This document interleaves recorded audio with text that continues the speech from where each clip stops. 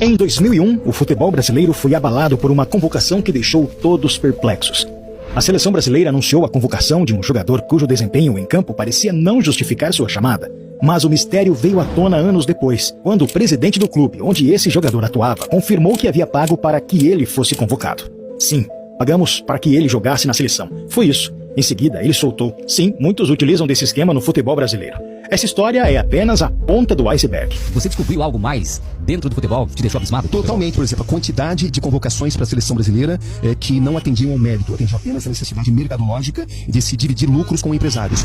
No entanto, o que poucos conhecem é que essa saga vai muito além do que se imagina. Envolve desde um misterioso contrato com a Nike até uma investigação cuidadosamente realizada pelo FBI, que resultou na condenação e no banimento de alguns presidentes da seleção brasileira. É uma história que poucos falam sobre e hoje eu vou revelar todos os segredos para você.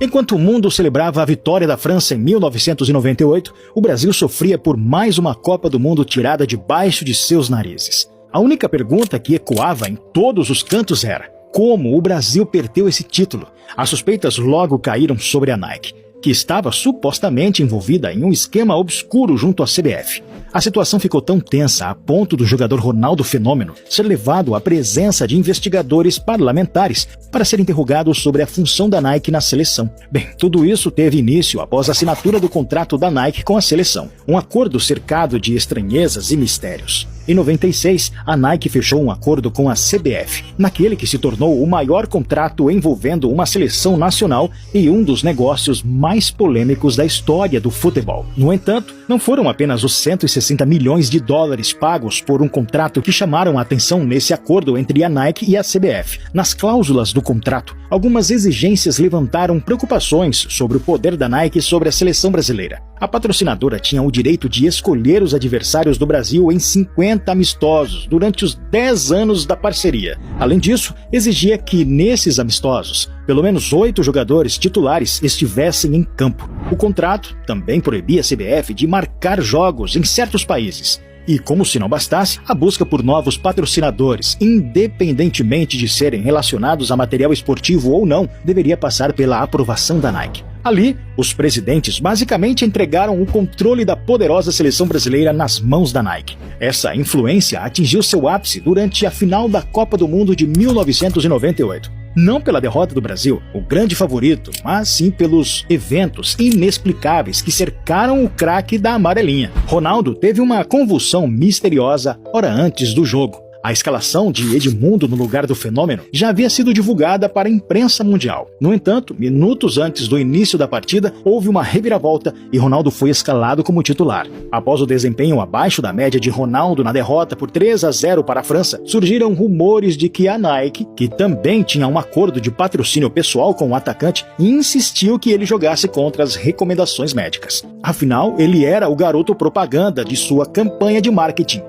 Em um áudio vazado de Edmundo, ele chegou a mencionar a existência de um contrato que obrigava Ronaldo a jogar todos os jogos. A Nike é uma coisa verdadeira, mas é uma coisa não especificamente, eu não vi isso especificamente na final. Tem um contrato que o Ronaldo tem que jogar todos os jogos em 90 minutos. Mas que a Nike tem uma força da coisa. Tem.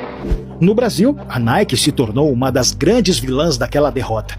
Quando a equipe retornou ao aeroporto do Rio de Janeiro, eles se depararam com uma faixa que expressava o sentimento nacional de forma simples e direta. Uma bandeira brasileira com o slogan Ordem e Progresso, substituído pela palavra Nike. Mas isso era apenas o começo do tenso episódio que estava por vir. Em 2015, uma investigação do FBI trouxe à tona detalhes chocantes. Além dos 160 milhões de dólares do contrato de patrocínio ao longo de 10 anos, a Nike concordou em pagar por fora do contrato 40 milhões de dólares à Trafic, a empresa detentora dos direitos de imagem da seleção, com esses valores sendo transferidos para uma conta na Suíça.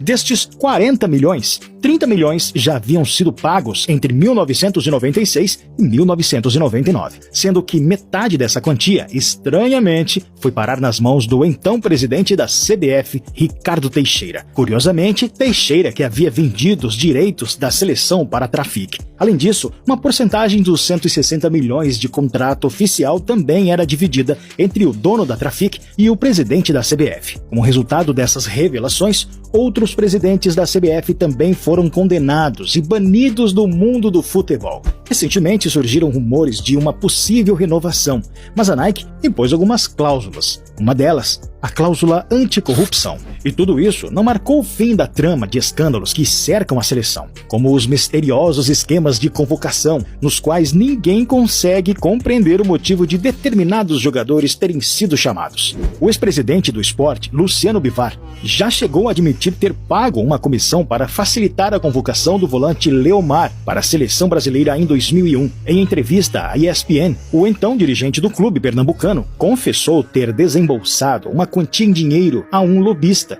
que intermediou os contatos para segurar a convocação do jogador. Todo mundo faz lobby no futebol brasileiro. Pergunte a Felipão, por exemplo, quantos procuradores ligaram a ele pedindo a convocação de alguém? Essa é a realidade do futebol brasileiro. No caso de Leomar, houve um pagamento para que ele fosse convocado, afirmou Bivar. Na época, a convocação de Leomar causou estranheza na imprensa e entre o público. Um dos objetivos nossos era valorizar o Leomar como um atleta que foi do Sport Clube do Recife, uma grande entidade, e que jogou na seleção brasileira. O volante chegou até a ser capitão da equipe e disputou a Copa das Confederações de 2001, tendo Emerson Leão como técnico da seleção. Se eu convocar X jogador, esse jogador vai passar a valer muito mais. Esse lucro vai ser repartido entre várias pessoas, dirigentes, empresários e quem encaminha o próprio jogador. As convocações da seleção brasileira sempre geram discussões. Um dos casos mais recentes foi a convocação de Daniel Alves para a Copa do Mundo do Catar. O jogador convocado por Tite não entrava em campo há meses. O empresário Wagner Ribeiro, que já representou nomes como Neymar e Kaká, revelou que já houve sim convocações motivadas por interesses financeiros, visando valorizar o jogador para futuras transferências para a Europa. Já houve muitas convocações por interesse até uns 10, 15 anos atrás. Atualmente, eu não sei. Também existem casos de negócios na base, com gerentes e treinadores recebendo dinheiro para aprovar jogadores, afirmou. Recentemente, a convocação do atacante Matheus Cunha gerou intensas contestações. O jogador foi chamado pelo técnico Fernando Diniz pela segunda vez, apesar de não estar atravessando um bom momento no Wolverhampton. Matheus Cunha acumula 27 jogos no Wolves e apenas 3 gols marcados. É relevante destacar que ele e outros 7 jogadores convocados por Fernando Diniz são agenciados pelo mesmo empresário do técnico da seleção.